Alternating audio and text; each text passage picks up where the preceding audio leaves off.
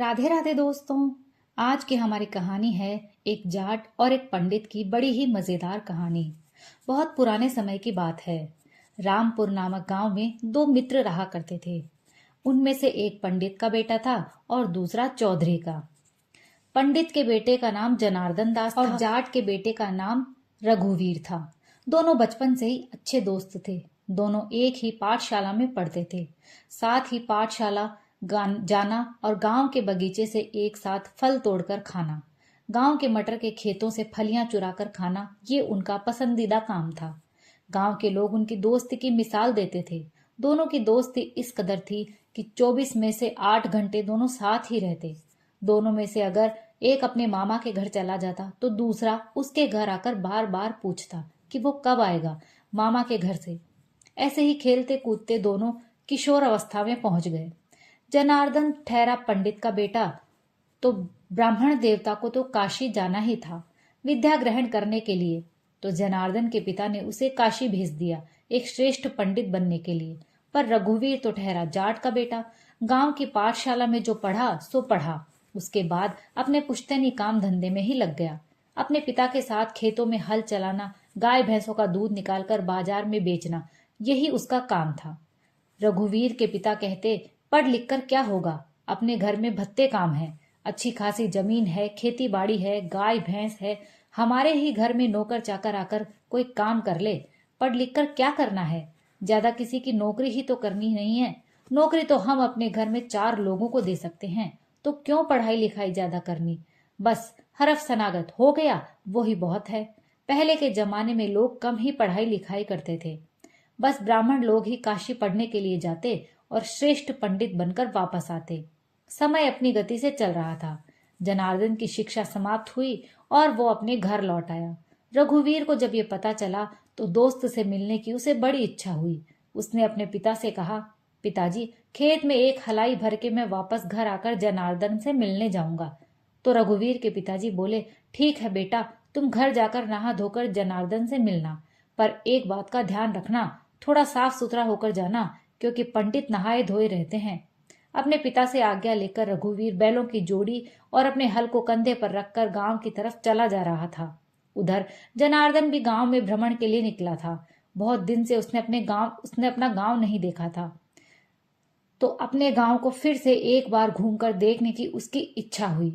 घूमते घूमते जनार्दन उसी रास्ते पहुंचा जिस रास्ते से रघुवीर अपने घर की तरफ चला जा रहा था। दोनों आमने सामने आए। थोड़ी देर तो दोनों एक दूसरे को देखते रहे, क्योंकि बिछड़े हुए दोनों को बहुत साल हो गए थे, सो पहचानने में थोड़ी दिक्कत हो रही थी। पर रघुवीर ने जनार्दन को पहचान लिया और चहकते हुए बोला, जनार्दन, पहचाना मुझे? मैं हूं तुम्हारा बचपन का दोस्त रघुवीर। जनार्दन ने भी अब रघुवीर को पहचान लिया था। रघुवीर हाथ बढ़ाकर जनार्दन से जैसे ही गले मिलने की कोशिश करने लगा, जनार्दन ने उसको हाथ के इशारे से वहीं रोक दिया और खड़े होकर ऐसे ही बातें करने लगा। रघुवीर मन ही मन समझ गया कि जनार्दन तो नहाया धोया है और मैं धूल मिट्टी में सनकर आया हूं, इसीलिए जनार्दन ने तुझे गले मिलने से रोका है। सो रघुवीर के मन में ज्यादा कुछ नहीं आया। दोनों थोड़ी देर बातें करके अपने अपने रास्ते चले गए। रघुवीर अपने घर पहुंचा, नहा धोकर अपनी पत्नी से खाना मांगा और आराम करने के लिए लेट गया। उधर जनार्दन जब अपने घर पहुंचा तो अपने मन में विचार करने लगा, इस गांव में लोग कैसे रहते हैं, नहाते धोते तक नहीं है। जनार्दन जब से काशी से लौटा उसको गांव के लोगों का व्यवहार बिल्कुल भी अच्छा नहीं लग रहा था। 2-3 दिन बीते, गांव से एक जजमान के घर से पंडित का न्योता आया है कि हमारे घर हवन कराना है। सो जनार्दन के पिता ने जनार्दन को ही भेज दिया कि मेरा बेटा काशी पढ़कर आया है, अब गांव में पंडिताई का काम मेरा बेटा ही करेगा। निश्चित दिन पर जनार्दन अपने पोथी पत्रे उठाकर जजमान के घर की तरफ चल दिया। रास्ते में रघुवीर भी अपने पड़ोसी किसान के साथ खेत से लौट रहा था। रास्ते में जब दोनों बराबर से गुजरे तो जनार्दन ने रघुवीर को देखकर अनदेखा कर दिया। इस पर उसके दोस्त किसान ने कहा, रघुवीर देख, तेरे दोस्त जनार्दन ने तुझे अनदेखा कर दिया। तो रघुवीर ने बात संभालते हुए कहा, तुम देखते नहीं हो, वो पंडिताई के लिए जा रहा है जजमान के घर, सो नहाया धोया है और हम धूल मिट्टी में सने हैं, इसलिए उसने अपना धर्म बचाने के लिए मेरी तरफ नहीं देखा। वैसे मेरा दोस्त मुझसे बहुत प्यार करता है, ऐसी बात नहीं है। रघुवीर अभी भी जनार्दन से बचपन जैसा ही याराना रखता था। उसके मन में कभी नहीं आया कि जनार्दन अब बदल गया है।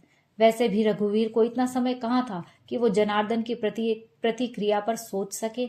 उसको तो खेतों में हल चलाना, पशुओं को खेतों में चारा कर लाना और दूध निकालना, ये उसके काम थे। सो उसके पास समय ही नहीं था किसी के बारे में कुछ गलत सोचने का। वो तो अभी भी वही बचपन वाला प्यारा जनार्दन मान रहा था। रघुवीर हाथों से तो काम करता रहता, पर मन से वो जनार्दन के साथ ही रहता। उसे बचपन की यादें बड़ी याद आती थी कि कैसे हम साथ पाठशाला जाते, बागों से फल चुरा कर खाते, और जब माली डंडा लेकर हमारे पीछे दौड़ता तो कैसे हम इनके खेतों में घुसकर अपनी जान बचाते थे। ये सब बातें याद आने पर रघुवीर के चेहरे पर अपने आप ही मुस्कान आ जाती थी। इसी तरह दिन बीतते जा रहे थे। एक दिन रघुवीर को किसी ने बताया कि जनार्दन का विवाह तय हो गया है और 1 हफ्ते के बाद ही उसकी शादी है। अपने दोस्त की शादी की बात सुनकर रघुवीर बड़ा खुश हुआ। उसने अपने मन में सोचा, जब मेरा विवाह हुआ था तो जनार्दन को तो काशी पढ़ने गया हुआ था, सो मैं उसको नहीं बुला पाया, पर मेरा दोस्त जनार्दन मुझे अपनी शादी में जरूर बुलाएगा। ये सोचकर रघुवीर ने अपने लिए नए कपड़े भी बनवा लिए थे। पर ये क्या, जनार्दन ने तो उसको अपनी शादी में बुलाया ही नहीं, न्योता तक नहीं दिया। शादी हो गई। एक सुंदर सुशील पढ़ी लिखी लड़की जनार्दन के घर आ गई। अब तो जनार्दन रघुवीर से मिलता तक नहीं था। रघुवीर को ये बात अच्छी तो नहीं लग रही थी, पर वो दिल का बहुत अच्छा था, इसलिए उसने अपने दिल को समझा लिया कि शादी होने के बाद इंसान व्यस्त हो ही जाता है, जिम्मेदारी जो बढ़ जाती है। सो रघुवीर ने इस बात को ज्यादा दिल पर नहीं लिया। उन्हीं दिनों प्रयागराज में एक प्रतियोगिता चल रही थी, जिसको ज्ञान की लड़ाई या साक्षरार्थ भी कहते थे। पंडित लोग अपने ज्ञान की लड़ाई आमने सामने बैठकर अपने ज्ञान से लड़ते थे। जनार्दन की पत्नी ने जनार्दन से कहा, आप काशी पढ़कर आए हो, मैं चाहती हूँ आप भी इस ज्ञान की लड़ाई में भाग लो और जीत कर आओ। जनार्दन भी चाहता था कि वो भी प्रयागराज जाकर अपनी विद्या से लोगों को हराए। सो जनार्दन ने अपनी मोटी मोटी किताबें उठाई और 3-4 दिन अध्ययन किया और प्रयागराज के लिए चल दिया। उसने सोचा कि मैं अकेला जा रहा हूँ, किसी को साथ ले लेता हूँ। उसने अपने यार दोस्त सबसे पूछा, पर सबने साथ चलने के लिए मना कर दिया। अब उसे याद आई रघुवीर की। उसे अपने किए पर थोड़ी शर्मिंदगी भी हो रही थी कि वो किस मुंह से रघुवीर के साथ चलने के लिए बोलेगा। इतने दिन से तो रघुवीर की तरफ देख भी नहीं रहा, ना ही उसे अपने विवाह तक में बुलाया। पर जनार्दन ने ये बात भी जानता था कि रघुवीर एक भोला जाट है। वो अभी भी मुझसे दोस्ती मानता है, व्यवहार तो सिर्फ मेरा ही बदला है। यही सोचते हुए हिम्मत जुटाकर जनार्दन रघुवीर के पास जा पहुंचा और प्रतियोगिता के बारे में बताकर उसे अपने साथ चलने के लिए कहा। रघुवीर ये सुनकर बड़ा खुश हुआ कि मेरा दोस्त किसी प्रतियोगिता में भाग ले रहा है। रघुवीर से ने एकदम से कहा, ना ना मेरे दोस्त, तू अकेला नहीं जाएगा, मैं भी तेरे साथ चलूंगा। रुक, मुझे 2 जोड़ी कपड़े लेने दे। दोनों दोस्त प्रयागराज के लिए निकल गए। निश्चित दिन प्रतियोगिता शुरू हुई। बड़े बड़े ज्ञानी, बड़े बड़े ब्राह्मण इस प्रतियोगिता में भाग लेने आए थे।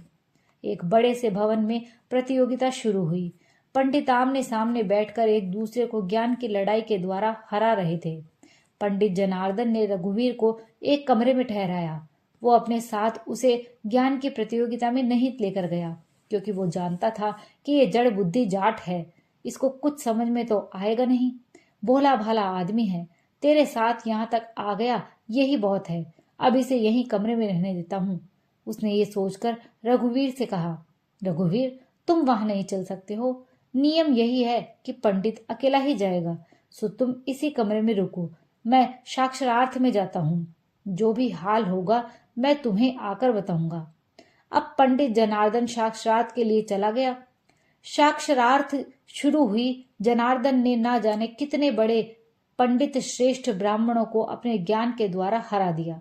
सभी लोग पंडित जनार्दन के ज्ञान से बड़े प्रभावित हो रहे थे और चारों तरफ पंडित जनार्दन की जय जयकार हो रही थी। तभी वहां पर एक गोपाल दास नाम का ब्राह्मण आया और जनार्दन को लेकर ललकार कर बोला, इन अज्ञानियों को हराकर बड़ा अपने आप को श्रेष्ठ पंडित समझ रहे हो? मुझे साक्षरार्थ में हरा दो तो जानू।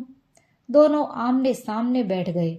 एक दूसरे पर ज्ञान के प्रश्न पर प्रश्न दाग रहे थे और दोनों ही एक दूसरे के जवाब दे रहे थे। पर पंडित जनार्दन गोपाल दास पंडित पर भारी पड़ रहे थे।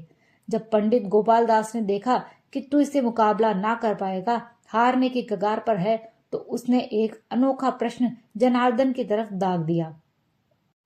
खासे खैया।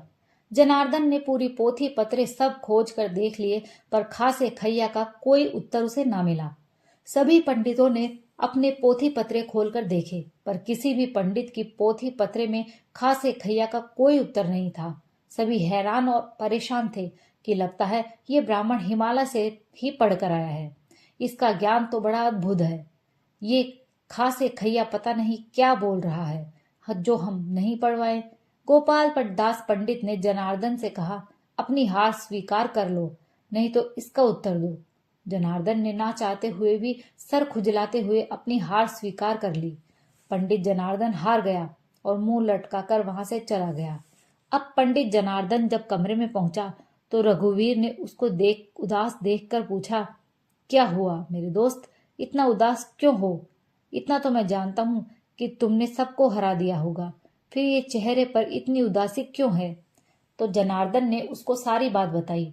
रघुवीर ने जनार्दन को समझाते हुए कहा, अब तक जो लड़ाई हो रही थी वो थी ज्ञान की लड़ाई, वो था पढ़ा लिखा किताबों का ज्ञान।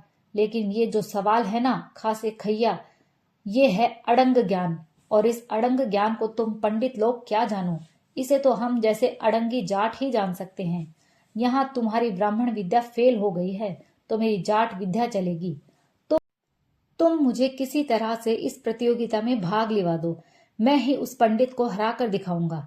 जनार्दन ने उसे समझाया कि इतने ज्ञानी पंडित उसे नहीं हरा पाए, यहाँ तक कि मैं भी उसे नहीं हरा पाया, तू उसे कैसे हराएगा?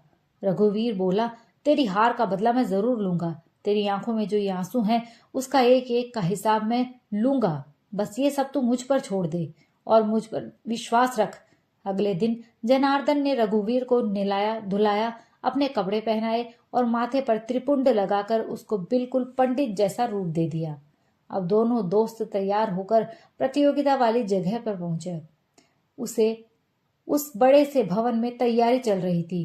गोपालदास पंडित को श्रेष्ठ पंडित घोषित करने की ये प्रतियोगिता का नियम था कि जब कोई पंडित सारे पंडितों को हरा दे तो उसे उस साल का श्रेष्ठ पंडित घोषित कर दिया जाता था और उसे श्रेष्ठ पंडित की पदवी भी दी जाती थी। पुरस्कार भी मिलता था जो कि बहुत बड़ा होता था। घोषणा बस होने वाली थी कि तभी रघुवीर ने कहा, ठहरो, अभी प्रतियोगिता खत्म नहीं हुई है, मैं इस पंडित से ज्ञान की लड़ाई में लड़ूंगा। पंडित हंसने लग गए कि ये कौन आ गया है नया पंडित जो गोपाल दास की बराबरी करेगा।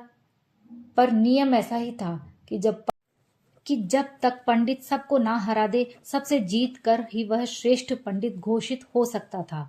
अब किसी ने उसको ललकारा है तो पहले उसे हराना पड़ेगा।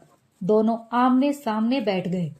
गोपाल दास पंडित का तो रटा रटाया प्रश्न था खासे खैया, सो उसने सबसे पहले यही प्रश्न रघुवीर से पूछ लिया, खासे खैया बताओ इसका उत्तर। रघुवीर ने कहा, खासे खैया, ये तो अध कच्चा ज्ञान है भाइयों, ये अध कच्चा ब्राह्मण है, इसे तो खासे खैया का पूरा ज्ञान नहीं पता। सुनो मैं बताता हूँ इसका पूर्ण ज्ञान क्या है।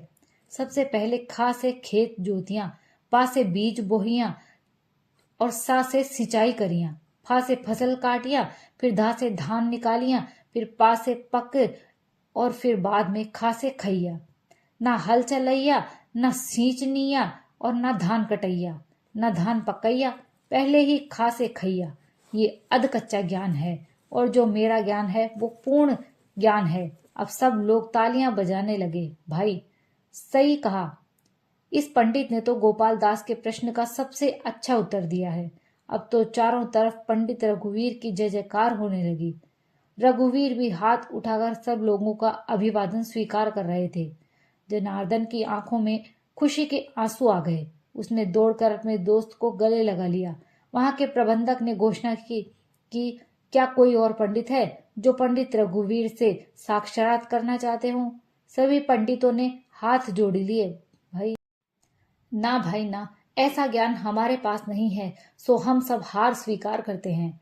अब प्रबंधक महोदय रघुवीर को ही श्रेष्ठ पंडित घोषित करने की घोषणा करने वाले थे कि तभी रघुवीर ने कहा, देखिए पंडित जी, मेरा दोस्त जो जनार्दन है ना, वही श्रेष्ठ पंडित है और इस साल का श्रेष्ठ पंडित उसे ही घोषित किया जाए। मेरा तो ये अड़ंग ज्ञान था जो मैंने अड़ंग ज्ञान से इस अड़ंगी को हराया है। श्रेष्ठ पंडित तो मेरा दोस्त जनार्दन ही बनेगा। सभी लोग इस बात पर सहमत हो गए और इस साल का सबसे श्रेष्ठ पंडित जनार्दन को बना दिया गया।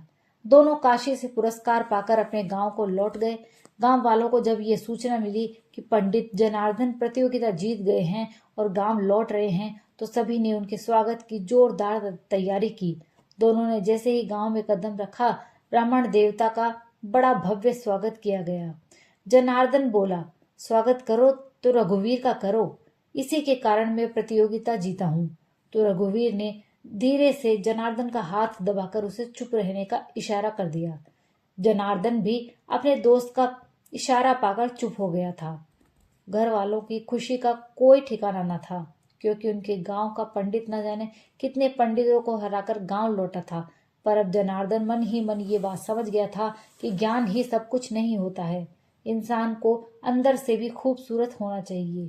मन का अच्छा इंसान ही पूर्ण ज्ञानी माना जाता है। दोस्तों की वजह से मुझे इतना सम्मान और इतनी खुशी और इतना बड़ा पुरस्कार मिला है।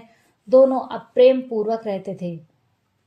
दोस्तों, ये कहानी यहीं समाप्त होती है। अगर आपको पसंद आई हो तो प्लीज़ लाइक और शेयर कीजिए, और अगर आप मेरे चैनल पर नए हैं तो प्लीज़ चैनल को सब्सक्राइब कर लीजिए। कहानी सुनने के लिए आप सभी का बहुत बहुत धन्यवाद।